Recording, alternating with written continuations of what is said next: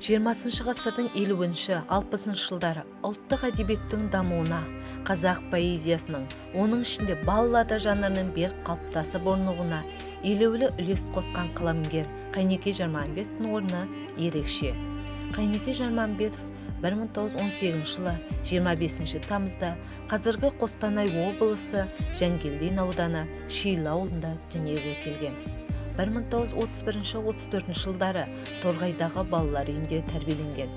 Қазақ пединститутының филология факультетінде оқыған. Біраз уақыт Қазақстан жазушылар одағында жауапты хатшы, әдеби кеңесші, әдебиет және искусство қазіргі Жұлдыз, Ара, Шме журналдарының бас редакторы болған. Ең алғаш жинағы Заман біздікі деген атпен 1950 жылы жарыққа шықты. Қазақ әдебиетінде баллада жанрының қалыптасуына зор үлес қосқан өлеңдері мен балладалары Адам туралы аңыз, Мұғалима туралы баллада, Соңғы күн, Сырлы тал жыр жинақтары баспадан шықты. Ақын дүниеден өткеннен кейін Шыңдағы шамшырақ, Бетпақдала аңызы, Азамат жолы, әдеби мақалалар мен естеліктер кітабы жарық көрді. Әнші Әміре Қашаубаевтың өмірі мен өнерін арқау еткен әнші Азамат повесін оқырман қауымға ұсынды. Әлем әдебиетінің классиктерінің туындыларын, Тургеневтің Әкелер мен балалар романын қазақ тіліне аударған.